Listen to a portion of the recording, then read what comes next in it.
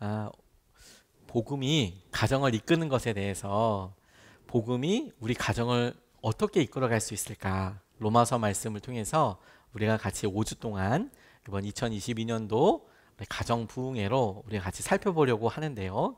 오늘은 그 두 번째 시간으로 하늘에 계신 우리 아버지라는 제목으로 우리 모두에게 아버지가 있는 것에 대해서 같이 나누고 오늘 같이 붙잡고 싶습니다. 저희 아버지가 생전에 컴퓨터를 오랫동안 다루셨는데요. 그렇다고 컴퓨터 자체를 잘 하시는 게 아니라 즐겨 쓰시는 프로그램들을 그냥 계속 쓰셨어요. 네, 설교를 쓰셔야 되니까 대표적으로 한글이라는 프로그램을 쓰셨고, 그리고 어떻게 설교할 때 파워포인트라는 걸 쓰셨어요. 그래서 PPT 좀 쓰셨고, 그리고 저도 잘 못 쓰는 일러스트라는 프로그램을 쓰셨어요. 그건 참 진짜 힘들더라고요. 근데 그것도 정말 단순하게 하셔서 하시는 건데 그 세 가지 프로그램을 많이 쓰셨습니다. 근데 문제는 뭐냐면 다른 것은 전혀 할 줄 모르셨어요. 하다못해 복사, 붙이기 뭐 이런 것도 잘 못하셔서 아무튼 똑같은 파일이 얼마나 많은지 몰라요. 그래서 USB마다 막 엄청난 이런 많은 것들이 있는데 한 번은 이런 이야기를 하시더라고요. 컴퓨터가 시간이 너무 많이 걸린다는 거예요. 보통은 또 딱 이렇게 하면 보통 그냥 금방 될 수 있는 단순한 작업인데도 이게 막 몇십 초에서 몇 분이 걸리는 경우도 있고, 일러스트라는 프로그램이 조금 크거든요. 용량이 조금 무거운 프로그램인데 그러면 조금 시간이 걸리기도 해요. 그런데 얘가 뭐 하루 정도 그냥 서 있는다는 거예요. 그래서 아무리 시간이 많이 걸리더라도 하루는 아니거든요.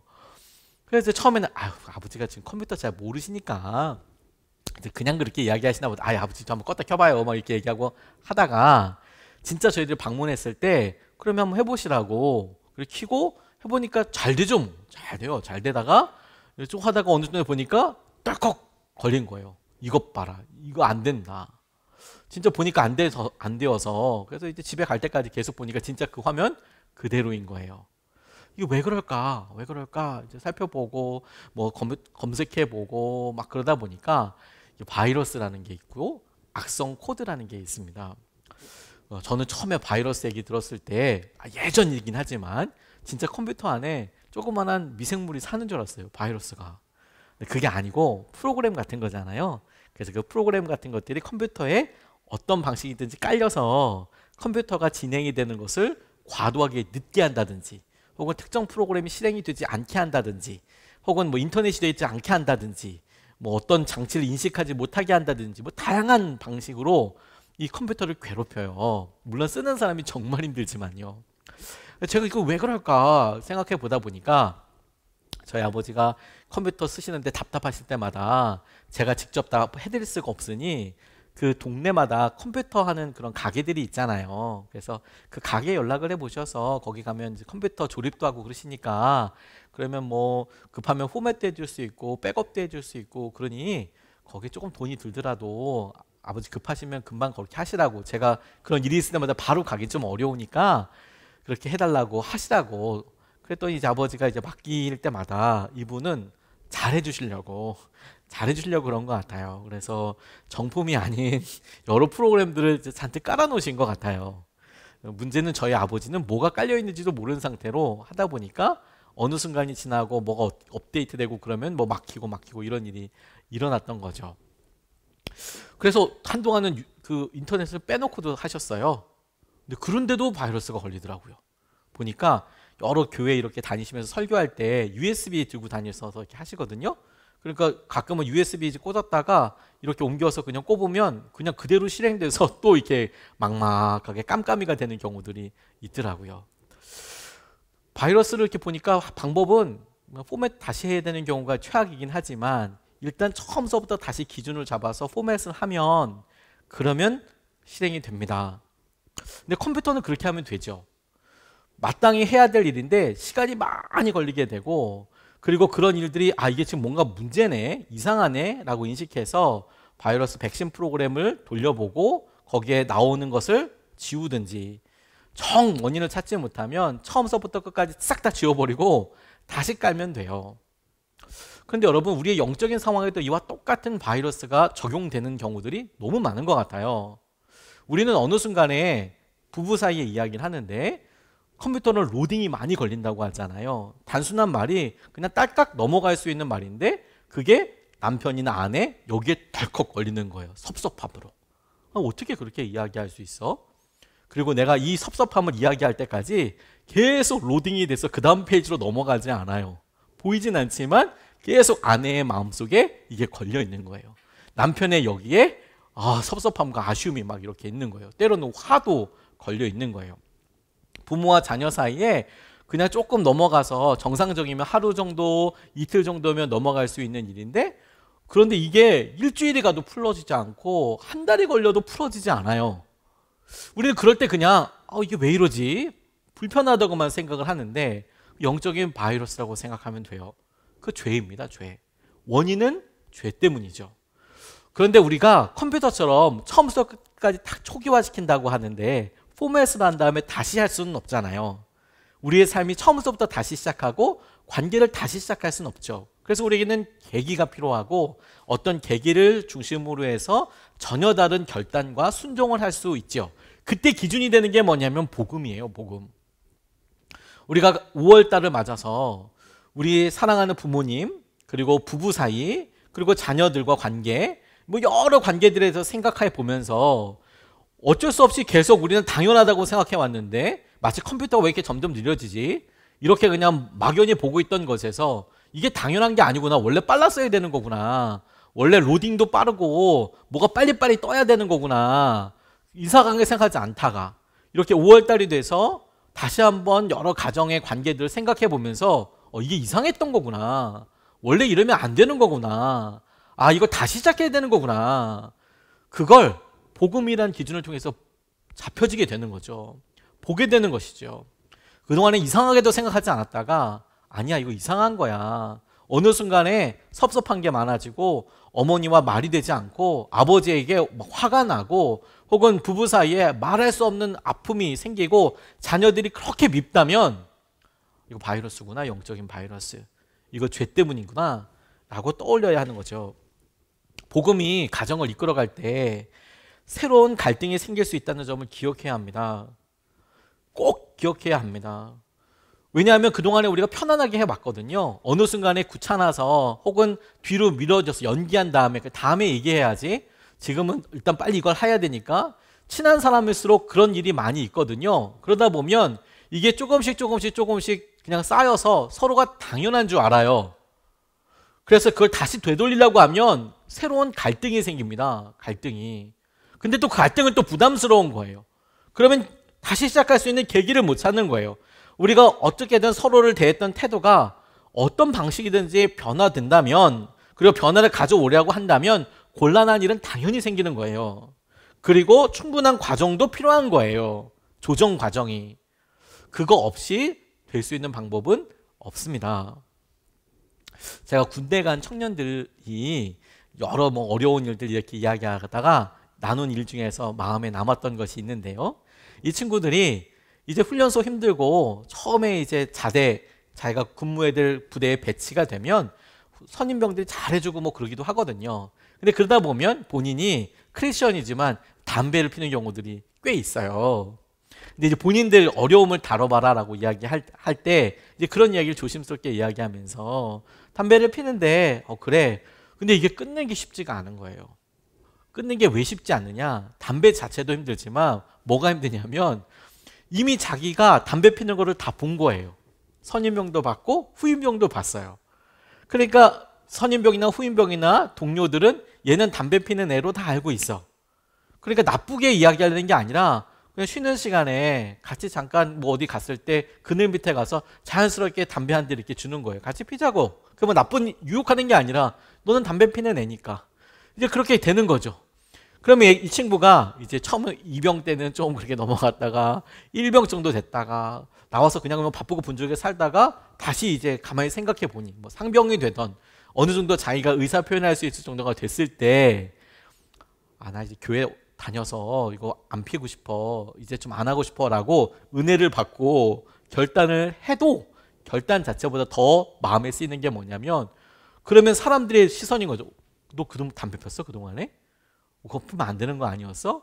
혹은 왜 그러십니까? 그리고 이제 편하게 나오는 게 그걸 갈등이 싫은 거죠. 직장에서도 제가 봤을 때는 비슷한 일이 일어날 것 같아요. 계속 함께 접대 자리나 이런 자리에 있다가 어느 순간에 저 교회 다니기 시작했습니다. 이거 안 하려고 합니다. 라고 했을 때 그게 뭐 흉이 되든 어떻든지 간에 본인 스스로든 혹은 나를 대해주는 그분도 악의적인 것이 아니라 좋게 이야기한다고 할 때 굳이 내가 그걸 틀어서 새로운 갈등을 만들기가 쉽지 않은 거예요. 부부 사이에 이런 일들이 아주 기본적으로 깔립니다. 굳이 그걸 얘기하고 싶지 않아요. 자녀들도 여러분 굳이 그 일을 얘기하려고 하지 않아요. 내가 많이 불편하지 않으면 그래 좀 참지. 그런데 그게 여러분 명확한 기준을 가지고 이야기하지 않으면 어느 순간에 너 이거 틀리다라고 이야기했을 때 그 이야기의 대상이 되는 우리 아이들 혹은 부모님은 황당한 거예요. 그동안은 됐잖아요. 그동안 이렇게 해왔잖아요. 이게 왜 안 된다고 그래요. 그런 여러분 이게 너무너무 중요한 거죠. 우리가 예수님께서 말씀하시고 보여주셨던 삶을 방법인 복음을 통해서 이 기준을 다시 살펴보고 그리고 우리가 5월달 함께 기도하면서 가정을 위해서 기도할 때 용기를 내어 보아서 이 일을 결단해 보면 좋겠다고 싶습니다. 오늘 본문 말씀이 우리에게 보여주고 있고 알려주는 첫 번째 중요한 도전은 이순신 장군이 한 말이긴 하지만 우리 예수님이 더 원조입니다. 이순신 장군이 명량해전에서 이런 이야기를 했다고 그래요. 살고자 하면 죽을 것이요 죽고자 하면 살 것입니다. 필사즉생, 필생즉사. 내가 살려고 한다면 반드시 죽을 겁니다. 근데 죽고자 한다면 반드시 살게 될 겁니다. 이렇게 이야기하고 있는데 오늘 본문 말씀도 똑같이 그렇게 이야기하고 있어요. 벌써 이순신 장군 얘기한 것보다 훨씬 전에 그렇게 이야기하고 있는 거죠. 12절로 13절 말씀을 보면 이렇게 이야기합니다.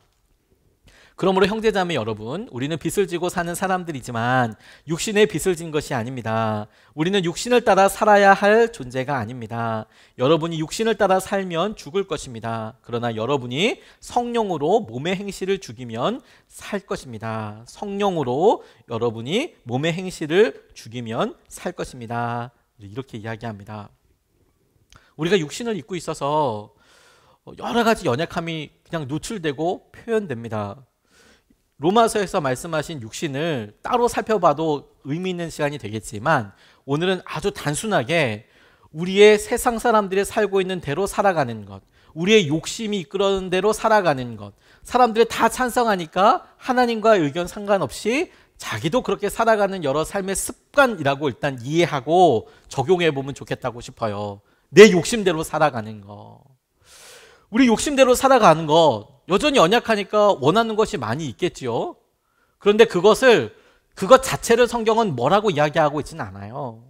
살아보니까 부러운 걸 그게 뭐 죄가 되겠습니까? 그런데 여러분 우리가 어느 순간에 이런 굴레를 벗어날 수 없다고 이야기하는 것에서부터 속는 거예요. 왜? 복음은 말씀은 우리가 분명히 예수 그리스도 안에서 승리하였고 이미 이겼다라고 이야기하고 있어요. 우리의 욕심대로 살지 않아도 하나님께서는 그것보다 더 놀라운 것을 우리에게 주시겠다라고 말씀하셨어요. 그런데 우리는 계속 뭐라고 속고 있냐면 우리가 지금 간절히 원하는 이것을 이루지 못하면 실패할 거야. 망하는 거야. 나중에 후회하게 될 거야. 이렇게 이제 생각을 하고 있는 것이죠. 말씀과 완전히 다른 결론입니다. 오히려 성경은 이렇게 이야기합니다. 그렇게 살아가다 그 끝은 반드시 죽음에 이르게 될 것이다. 우리가 지금 이 순간에서 결정했던 것들을 10년, 20년 후를 모르잖아요. 저 고등학교 3학년 때 저랑 친한 친구랑 함께 여행을 간 적이 있습니다. 대학을 들어갈 그 즈음에 친구가 이제 자기 작은 아버지가 강릉에서 선장이라고 저희들 이렇게 데려간 적이 있었어요. 정말 뭐 회 엄청 많이 먹었습니다.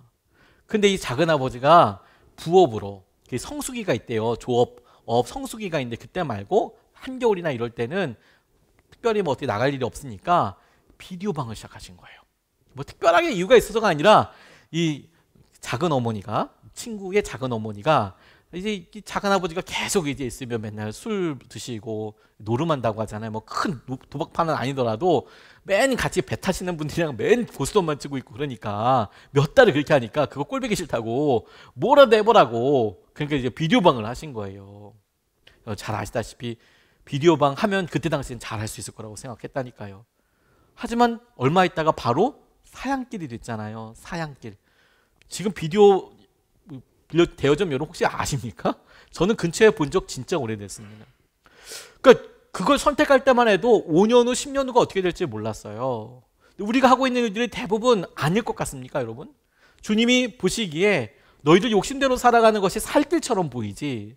근데 그 끝이 가고 가다 보면 그 사이에 연약함이 어떤 식으로 열매 맺고 어떤 식으로 길을 틀어서 우리가 예상하지도 않고 원하지도 않았던 길로 우리 가운데 가게 할 거야를 우리는 모르는 거죠.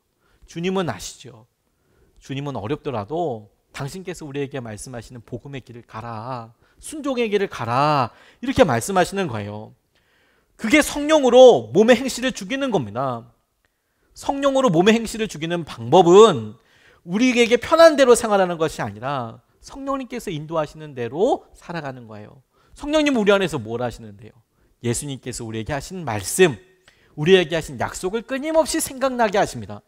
위로하시는 분이시기도 하지만 첫 번째로 하시는 중요한 일이 뭐냐면 당신의 말씀을 끊임없이 생각나게 하세요. 생각나는 말씀대로 순종하면서 살아가게 하는 거. 그게 우리의 육신의 행실을 죽이는 거예요. 우리가 원하는 대로, 우리가 편한 대로 가는 것이 아닙니다. 성경은 그와 같은 역사로 가득 차 있습니다. 우리가 원하는 대로 하고 내가 하고 싶은 대로 했을 때 잘 갈 것 같냐? 아니요. 이스라엘 백성들이 출애굽할 때 보니까 그들이 원하는 것은 이집트의 맛있는 음식들 그거 먹고 싶었어요. 돌아가고 싶을 때도 많이 있었고요. 근데 하나님은 그들을 어떻게 인도하셨냐면 만나와 메추라기로 먹이셨습니다. 그날 하루 먹을 것을 채우셨어요. 사람들의 욕심과 마음은 가득가득 채워두고 싶었어요. 쌓아두고 먹고 싶고요. 사람들에게 나눠줄지언정 구워 먹고 싶지 않았거든요. 꾸고 싶지 않았거든요. 그런데 주님은 철저히 그렇게 훈련시키지 않으셨습니다. 하루를 먹이고 하루를 소진하고 살았어요. 불기둥과 구름기둥으로 인도하셨습니다. 똑똑한 사람들은 나침판 보듯이 사람들 말 듣듯이 거기에 왔다 갔다 지나가는 상인들이 그때 당시에도 있었거든요. 그들 말 듣고 찾아 물어서 가나안 땅 가면 되죠. 심지어 정탐꾼들도 있었잖아요. 그들이 찾아갔던 걸 보면 이스라엘 백성들이 가나안 땅이 어딘지 모르지 않았어요. 그런데도 그들은 구름기둥, 불기둥, 쉐키나라고 하는 그 구름 따라서 다녔습니다. 그래서 똑똑한 사람들이 가나안 땅에 들어간 게 아니고 날마다 순종하며 만나가 먹으면서 그만큼 전진하고 그만큼 순종한 사람들이 결국에는 약속의 땅 가나안에 갔어요. 우리가 보기엔 욕심대로 사는 것이 아니라 날마다 그만큼 순종한 사람들이 성령님께서 인도하신 대로 따라간 사람들이 결국에 하나님께서 약속하신 약속을 누리게 되는 거예요. 예수님도 우리에게 똑같이 그렇게 말씀하셨어요. 그리고 보여주셨습니다. 당신께서 우리에게 보여주신 방법은 당신이 죽으셔서 우리를 구원하시는 거였어요. 우리가 주님 뜻대로 산다, 성령으로 행실을 죽인다라는 것이 마치 우리가 죽는 것 같아요. 손해보는 것 같아요. 그런데 여러분, 주님은 우리 자신이 죽고 예수님이 우리 안에서 사실 때 그곳에 진짜 행복과 우리가 닿지 못할 곳에 닿게 되고 가지 못할 곳에 가게 되고 누리지 못했던 것을 약속으로 누리게 될 것이다 라고 말씀하고 계세요. 가정의 회복도 거기에 있다고 싶습니다. 여러분, 우리 가정을 살리실 분은 주님이세요. 그리고 우리가 살려고 하니까 가정이 죽는 거예요. 내가 살려고 하니까, 내가 억울하고 내가 뭔가 하려고 하니까 배우자는 죽어나가는 거고요. 자녀들은 그렇게 부모님 열심히 믿음 생활하는데 상처받는 거고요. 부모님은 자녀들이 그렇게 이야기해도 마음이 섭섭하다고 하시는 거예요. 내가 살려고 하니까 힘든 거예요. 내가 죽으려고 하면 그럼 모두가 행복해지죠. 그와 같은 일을 가능하게 하고 그렇게 할 수 있는 목적과 이유가 되는 것이 두 번째 오늘 본문 말씀이 우리에게 이야기하는 것이라고 싶어요. 오늘 본문 말씀이 우리에게 두 번째로 이야기하는 것은 하늘에 계신 우리 아버지에 대해서 이야기하고 계세요. 하늘에 계신 우리 아버지, 그 하나님이 우리 모두의 아버지 되신다라는 거예요. 하늘에 우리 아버지가 계시는데 그 하나님께서 저와 여러분들과 여러분들 각자의 배우자, 자녀들, 부모님, 형제, 자매의 아버지가 되신다라고 말씀하시는 거예요. 이건 너무너무 중요합니다. 오늘 14절서부터 16절까지의 말씀을 보면 하나님의 영으로 인도함을 받는 사람은, 성령의 인도함을 받는 사람, 곧 성령님께서 인도하시는 대로 자기의 행실을 죽이고 따라가는 사람은 누구나 다 하나님의 자녀입니다.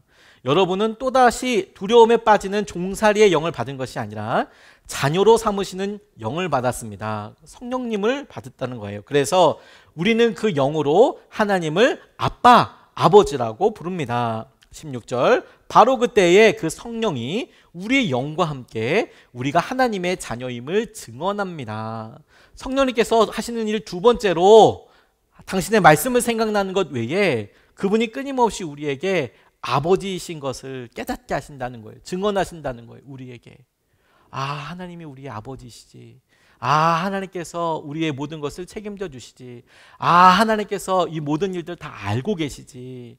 우리의 아버지이신 것을 계속 고백하게 하고 알게 하시는 거예요. 그런데 여러분, 우리가 우리 마음속에 이 성령님의 인도하심에 연약해지면, 무뎌지면 어떤 일이 일어나는지 아십니까?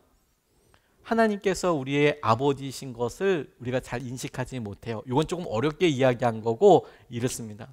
하나님께서 오늘 내 양식을 책임져 주실 것이 잘 안 믿겨져요. 하나님께서 이런 억울한 상황을 다 알고 계신다는 것이 잘 실감이 안 나요. 손해보는 것 같아요. 요게 성령께서 우리 가운데 일하시는 것에 우리가 민감하게 반응하지 못할 때 일어나는 대표적인 일입니다.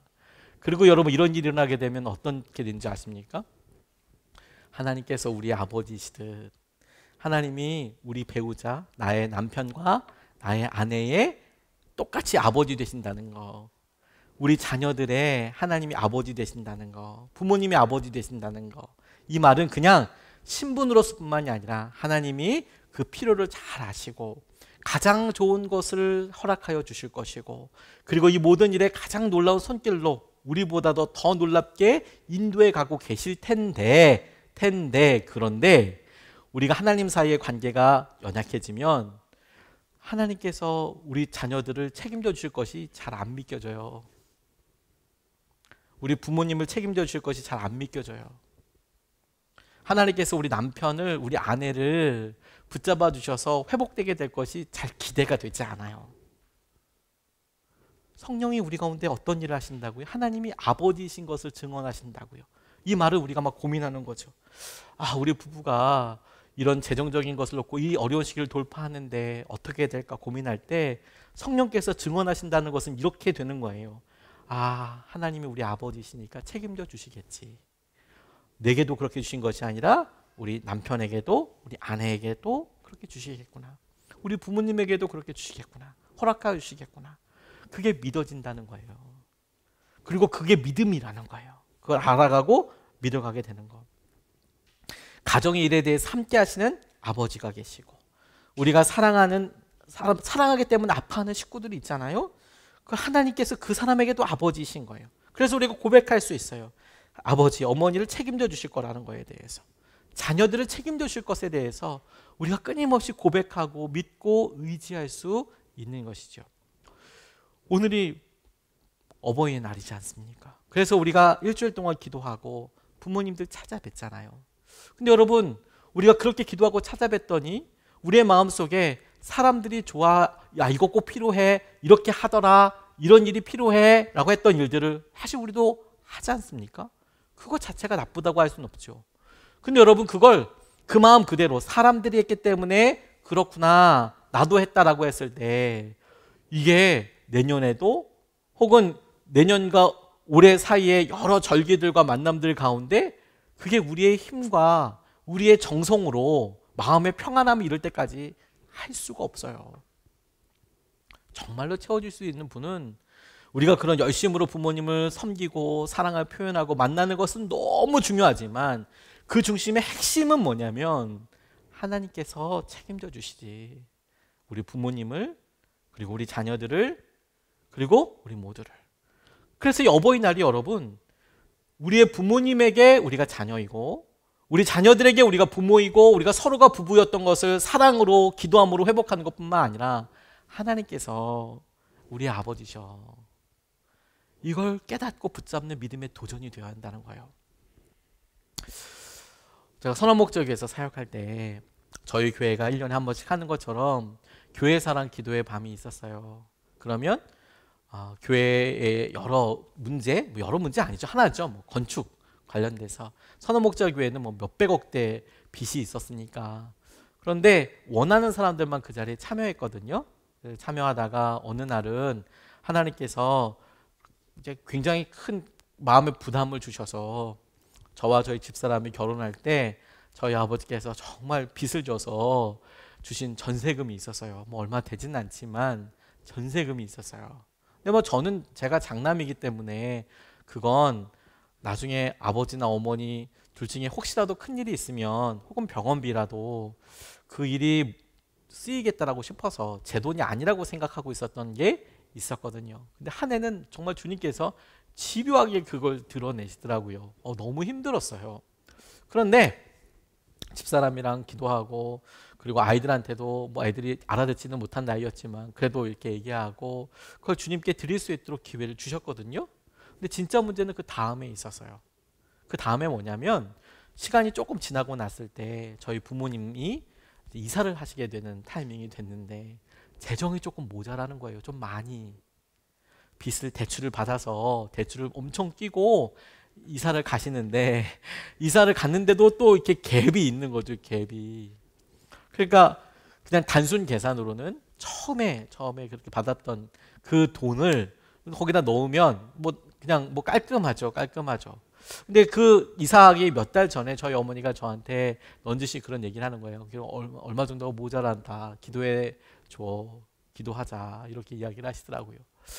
근데 아무 얘기도 안 하고 누군가도 저한테 뭐 그걸 달라 말해 이렇게 얘기한 건 아닌데 전 혼자서 너무너무 힘들었어요. 왜냐하면 저희 부모님한테 말씀 안 드렸거든요. 제가 다 헌금해 버린 거. 그리고 제 마음속에서만 막 큰 갈등이 일어났습니다. 이거 어떻게 해야 되나? 이거 말씀을 드려야 되나? 정작 그게 시험거리더라고요. 이걸 부모님한테 말씀을 드려야 되나? 말아야 되나? 혹은 얼마가 필요하다는데 그걸 안 해드리는 이유에 대해서, 못 해드리는 이유에 대해서 어떻게 설명할 수 있는 방법이 없는 거예요. 마치 그걸 못 해드리면 제가 갖고 있는데 안 해드리는 것 같기도 하고, 그렇다고 그걸 뭐 대출을 받아서 대신 드릴 수도 상황은 좀 어렵고, 액수가 저한테는 굉장히 큰 돈이었기 때문에 나중에 기도하는데 진짜 마음에 하나님 앞에 때가 나오더라고요. 때가 너무 힘들어요. 이게 너무 이런 상황 자체가 너무너무 힘들어요. 하나님 책임지신다고 했는데 이게 뭐예요?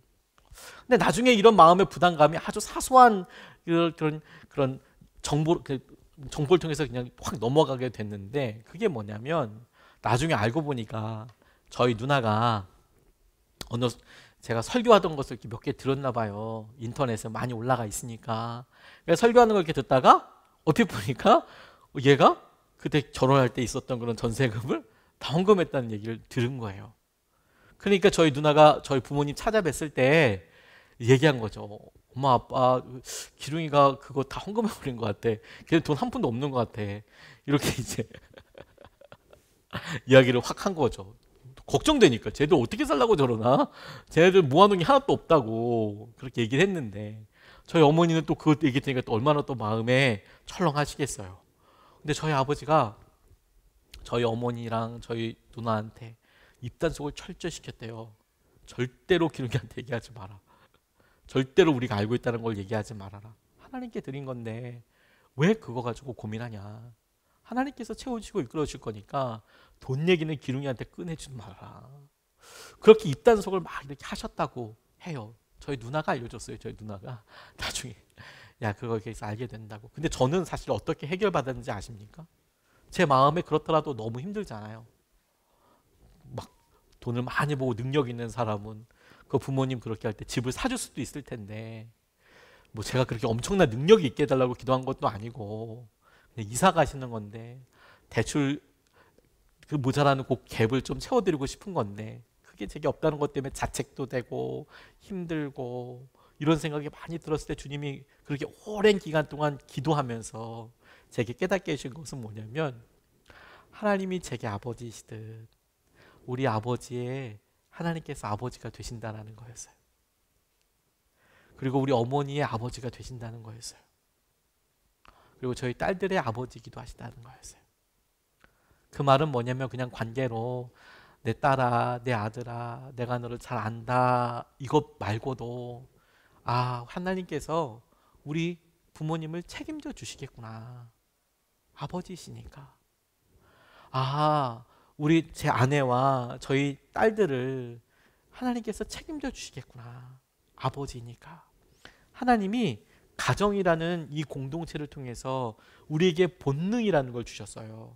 그 본능이 뭐냐면 우리가 부부로서 참 사랑하고 아끼고 우리 자녀들을 우리의 대부분의 것을 다 희생해서라도 지켜내려고 하잖아요. 심지어 우리의 목숨을 바꿔서라도 우리가 그 아이들을 지키려고 하잖아요.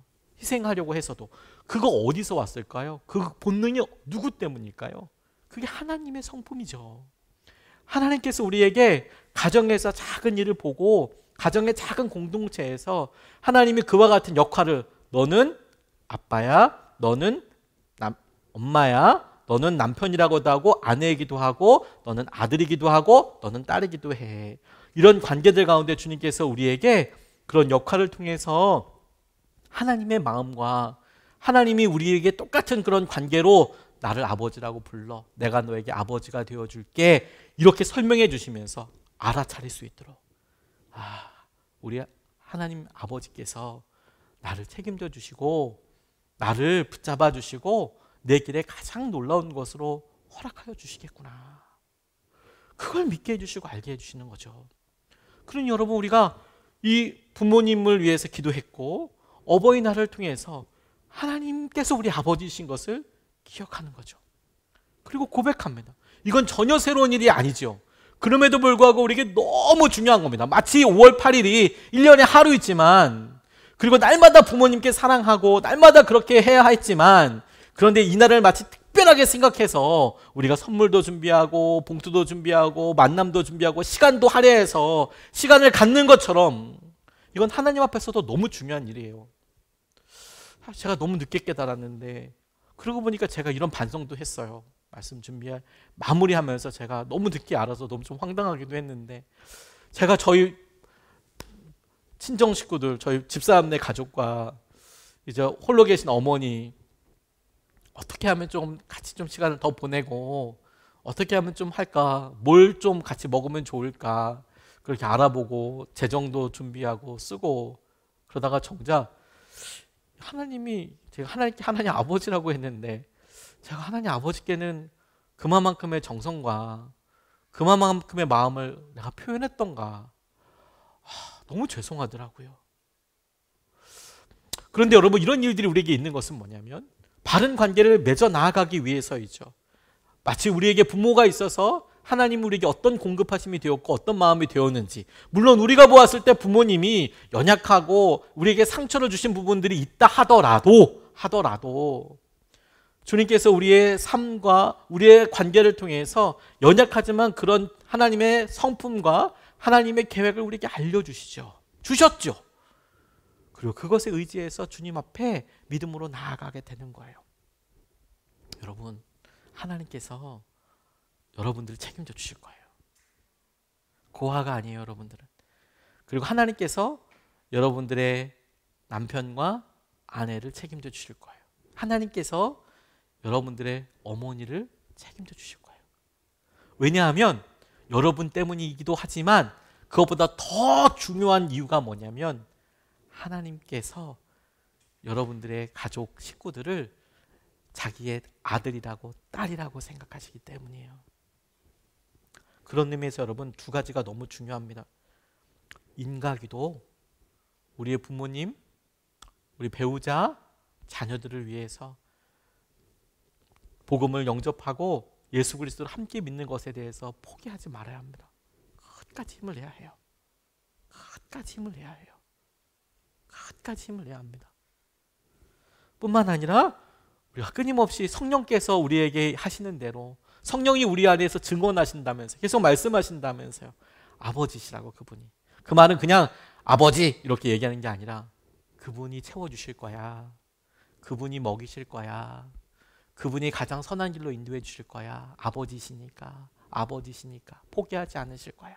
우리에게 이렇듯이 우리 자녀들의 여러 염려와 어려움들에 대해서 성령께서 계속 고백하게 해주실 거예요.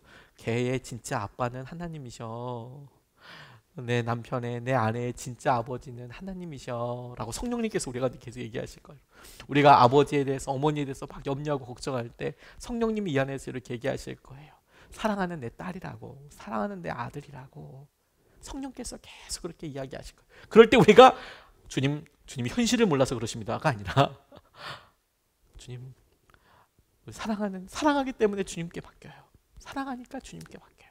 하늘에 계신 하나님께서, 아버지께서 우리 아버지시니까 우리에게 그렇듯이 우리 가족도 그렇게 책임져 주십시오. 이게 복음에 약속되어 있는 놀라운 능력입니다.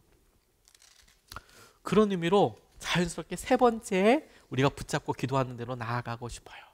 그게 뭐냐면 세 번째, 예수님과 함께 공동 상속자가 되십시오입니다. 세 번째, 예수님과 함께 공동 상속자가 되십시오. 17절 말씀을 보면 이렇게 증거하고 있습니다. 자녀이면 상속자이기도 합니다. 당연하죠.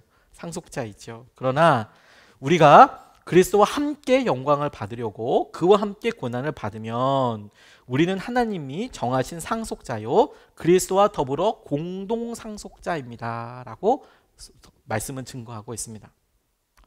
우리가 뭔가 이렇게 봤을 때요, 아, 공동 상속자, 오케이, 동의, 좋습니다. 이거 바랍니다.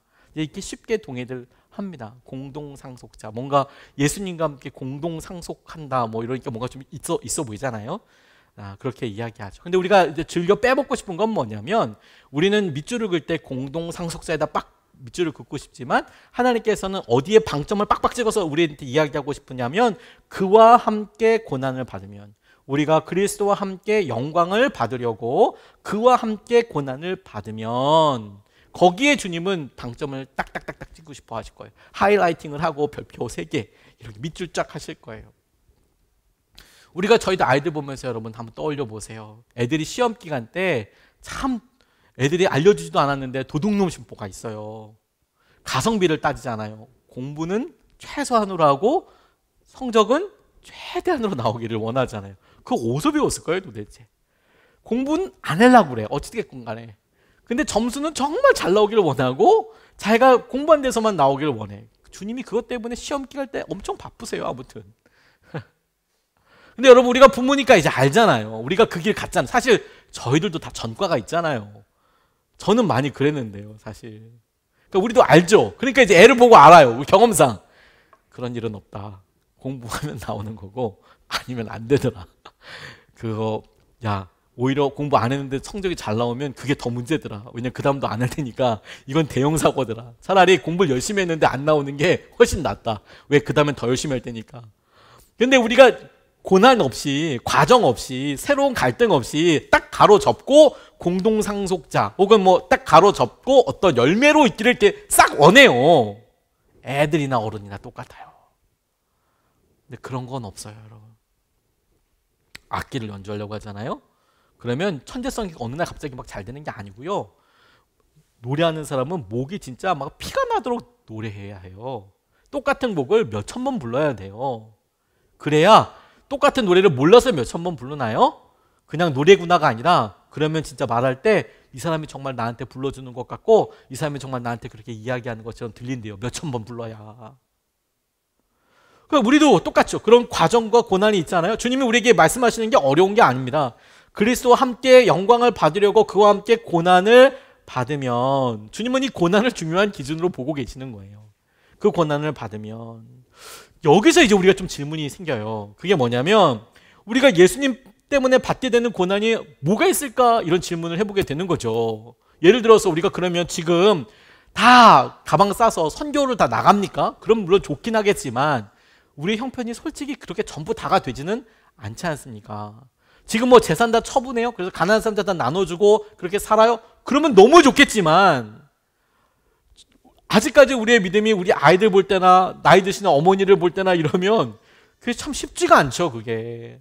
그럼 어떻게 믿음을 쓰고 어떻게 고난을 받는다는 건가요? 처음서부터 그렇게 엄청난 믿음이나 다른 사람들과 차이나는 믿음, 그렇게까지 나아가지 않을 것 같아요. 오히려 여기서부터 시작될 것 같아요. 예수님께 순종해 보는 거예요.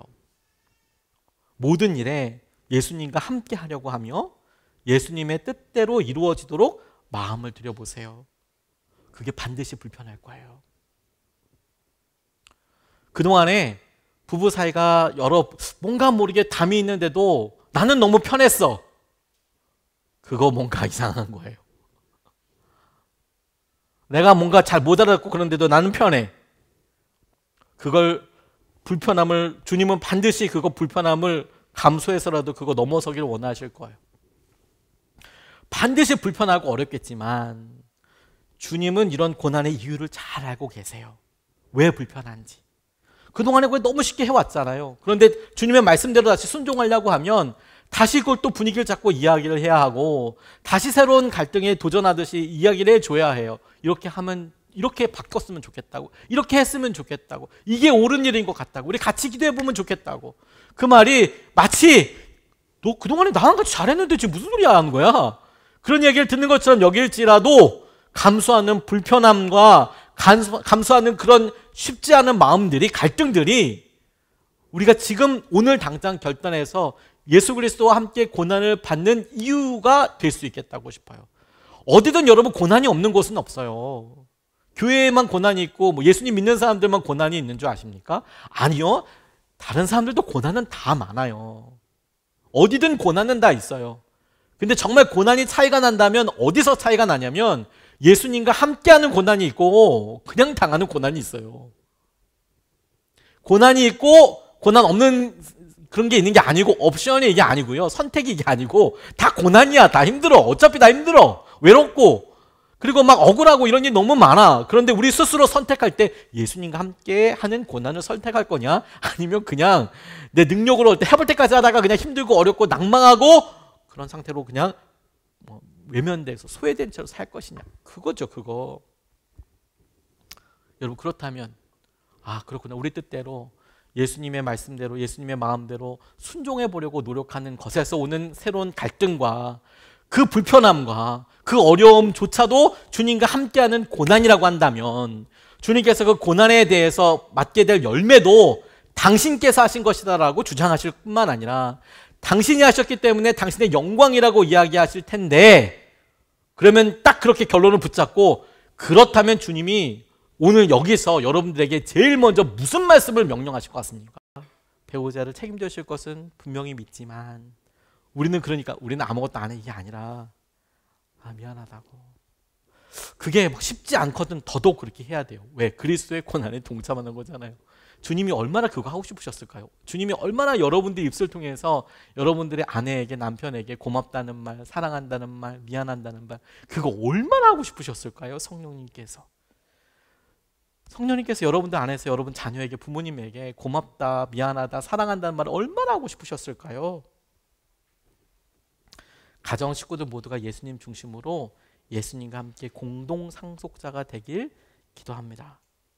여러분 미안하다라고 고백해봤으면 그 다음은 사랑한다라고 고백해보세요. 사랑한다. 사랑해! 이렇게 넘어가지 말고 눈 똑바로 보고 사랑한다고. 내가 당신 때문에 여전히 마음이 설레고 있다고. 그렇게 한번 말해주세요. 미친 척하고라도 이렇게 한번 얘기해보세요. 그리스도의 고난에 동참하는 거잖아요. 십자가에 매달리는 것도 아닌데 그거 한번 해보세요. 그 말을 너무 기다렸다니까요. 오늘 그렇게 준비하고 나니까요. 오늘 여러분들과 함께 주님의 마음을 좀 같이 음악으로 같이 좀 나누고 싶어요. 오늘 이능경 집사님께서 나오셔서 특별한 연주를 해주실 텐데 저는 이 연주를 통해서 2부 때도 그렇고 참 은혜를 많이 받았어요. 그래서 준비하실 때도 그렇게 준비해 주셨지만 오늘 어버이날인데 사실 우리가 하나님께 감사하다고, 하나님 아버지 감사합니다라고 그렇게 고백하고 식사를 대접해도 그럴 텐데 정작 우리 부모님 댁에 가면 어쩌지 아이고 지야 허리 아프다면서도 그거 어떻게든 사과라도 하나 갖고 나와서 그거 깎아 먹이잖아요. 그거 안 먹는다고 하는데도 어쨌든 깎아놓고 시작하시잖아요. 부모님 마음이죠. 하나님께서 오늘 저와 여러분들에게 우리 어버이날이지만 응원하시는 것 같아요. 사랑한다고. 하나님이 미안하다고 우리에게 얘기하진 않으시겠지만 너 정말 수고했다고. 내가 다 안다고. 내가 다 알고 다 기억하고 있다고. 내가 너의 아버지라고. 우리 연주가 이렇게 있으면서 여선교회에서 그 아버지의 마음으로 함께 조그마한 선물을 여러분들한테 나눠드릴 텐데 받으시면 이게 뭐야? 라고 이게 먼저 하지 마시고 이 주님이 나를 이렇게 응원해 주시는 거구나. 그리고 잠시나마 주님이 여러분에게 음악으로 들려주시는 메시지와 함께 짧게라도 기도하는 시간 가지면 좋겠습니다.